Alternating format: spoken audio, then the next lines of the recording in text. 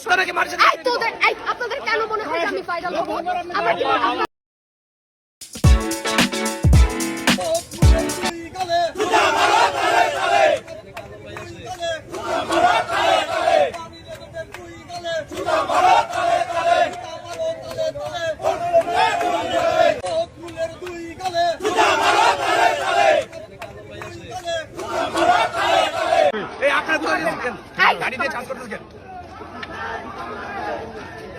আস্তানা আমরা ঘুরিয়ে দিব, মারের সাথে মিশিয়ে দিব।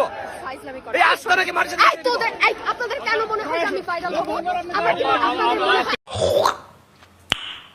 নাইস। আমি শেখ হাসিনাকে বলতে চাই, হাসিনা তুমি নির্বাচন ঠেকানোর চেষ্টা করিও না, এটা তুমি পারবা না। তুমি বলো আরেকটু চেষ্টা করো, মোদির ঘরে একটা বাচ্চা পয়দা করো,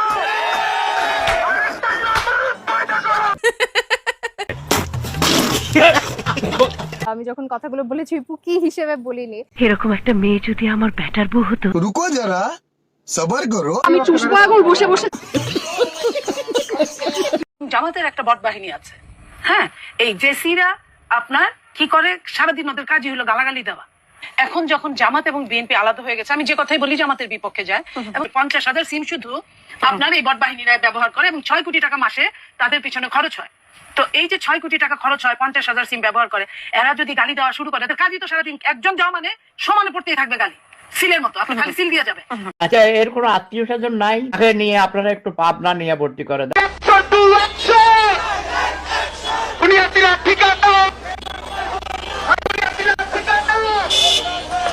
আওয়ামী লীগের একটা না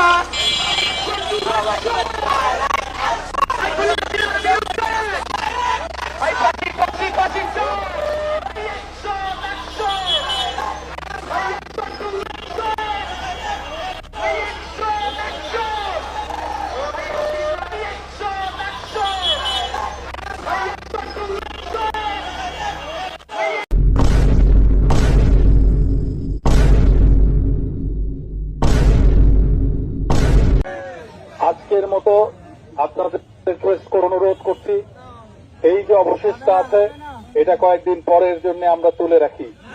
আমরা এখন আবার আসবো, এইটাকে পূর্ণ বিচ্ছিন্ন করে দেবো ইনশাআল্লাহ। আপনাদের কাছে শপথ, এই ফ্যাসিবাদের আতুল ঘর থাকবে না। আমি এই ফ্যাসিবাদের আতুল ঘর যেভাবেই হোক এইটা অবশিষ্ট অংশ ঘুরিয়ে দেবো আপনাদেরকে একসাথে সাথে। আমার বাবা দেশ স্বাধীন করেছিল বলেই না এই ক্যান্টনমেন্ট। আর ওই মেজর জেনারেল প্রমোশনটা তো আমার বাপেরই দেওয়া ছিল। আর আমি ক্যান্টনমেন্টে ঢুকলে আমার বিরুদ্ধে মামলা। সেদিন প্রতিজ্ঞা করেছিলাম যে ওই ক্যান্টনমেন্টে আর বসবাস করতে হবে না, যেদিন সময় পাবো বাইর করে দেবো। রুকো যারা, সবার করো।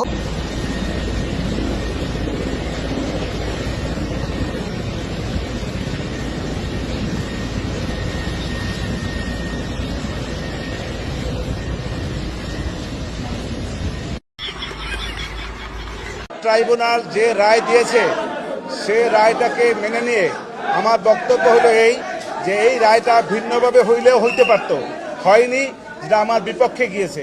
সেজন্য আমি ক্ষুব্ধ, আমি আমার ভিতরে কষ্ট লালন করতেছিলাম। এর বাইরে আমার কিছু বক্তব্য নেই, আপনার করার সুযোগ নাই। আমি তো কষ্ট পাচ্ছি। আপনার মুখে হাসি দেখা যাচ্ছে। নাটক কম করো প্রিয়, ওইটা তোমার ব্যবহারে বোঝা যায় প্রিয়।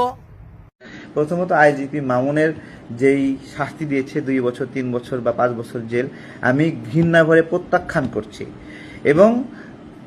এবং জামাতে ইসলাম এইটা তাদের নির্বাচনী ব্যয়ের জন্য এই শিশির মনিরকে দিয়ে এই কাজটি করেছেন। তার কাছে যে হাজার হাজার কোটি টাকা ছিল, এই টাকাটা বড় অঙ্কের একটা অ্যামাউন্ট।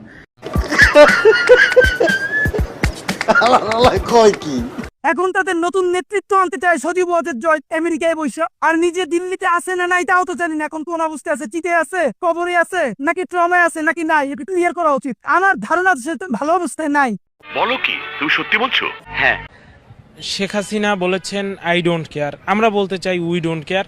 এই অবৈধ খুনি ইউনূসের আদালতের কোনো রায় আমরা কোনোভাবে মানি না, আমরা স্পষ্টত প্রত্যাখ্যান করছি এবং আমরা এও ঘোষণা দিতে চাই এই ট্রাইব্যুনালেই ওই খুনি ইউনূসের বিচার শেখ হাসিনার নেতৃত্বেই বাংলাদেশে নিশ্চিত করা হবে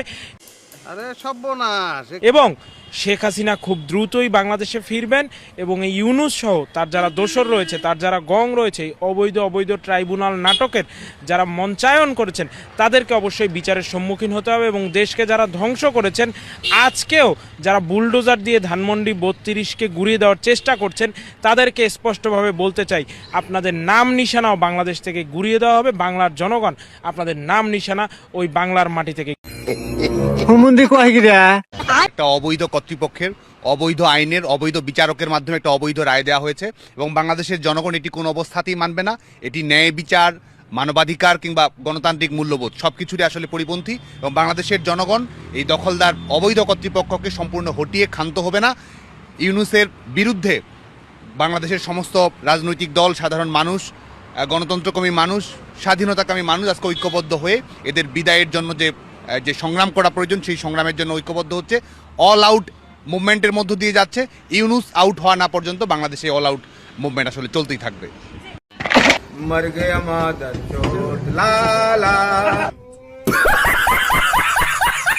শেখ হাসিনা এই আদালতের স্বচ্ছতা নিয়ে প্রশ্ন তুলেছেন। আমি আপনাদের মাধ্যমে শেখ হাসিনাকে বিনীত অনুরোধ জানাই যে আপনি দ্রুত বাংলাদেশে এসে আদালতের সামনে আপনার অ্যাডভোকেটের মাধ্যমে এইটার বিরুদ্ধে আপনার এলিগেশন জানান। কারণ এই আদালত এই ইন্টারিম সরকার প্রতিষ্ঠা করে নাই, এটা প্রতিষ্ঠা করেছেন কিন্তু আপনি। এখন পর্যন্ত বাংলাদেশের এস্টাবলিশমেন্ট কিন্তু আপনারই লোকজন, সুতরাং আপনার ভয় কিসের? আপনি যদি মনে করেন আপনি মাজলুম, আমরা তো জালেম হয়ে উঠতে চাই না, আমরা আমাদের শত্রুর সাথে ইনসাফ চাই। আপনি আসেন, আপনি আদালতে কথা বলেন, আপনি সুপ্রিম কোর্টে গিয়ে অ্যাপিল করেন এবং আপনি লড়াই করেন। দেখেন বাংলাদেশে এর আগেও তো সকল রাজনৈতিক দলের উপর নিপীড়ন হয়েছে না? তারা কেউ দেশ ছেড়ে পালায় নাই দিল্লিতে, তারা সবাই আদালতে লড়াই করেছে। আপনিও আসেন, লড়াই।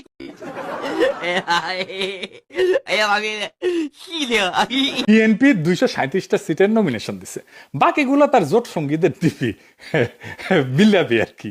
তো জোট সঙ্গী সবাই হারবি, সবাই দল বেঁধে হারবি, একটাও জিতবি না। লিখে রাখেন, এমনকি আমদালি প্রার্থও জিতবি না। লিখে রাখেন কেন জিতবি না? নির্বাচন কমিশন কইছে এবার নিজের দলীয় প্রতীকে নির্বাচন করা লাগবে।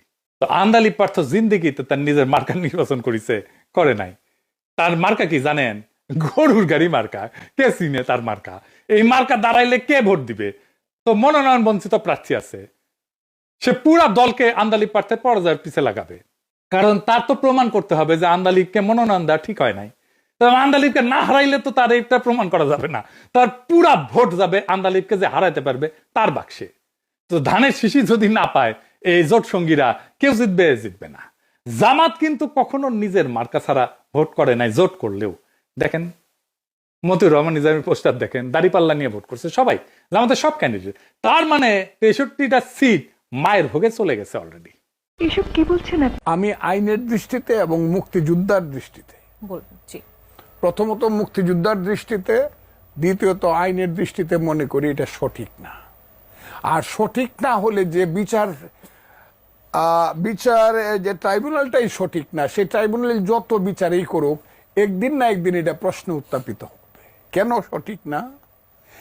এই ট্রাইব্যুনালটাতে এই নামে আরেকটা বিচার হয়েছে। বোকাচোদা কয় কি? বাংলাদেশ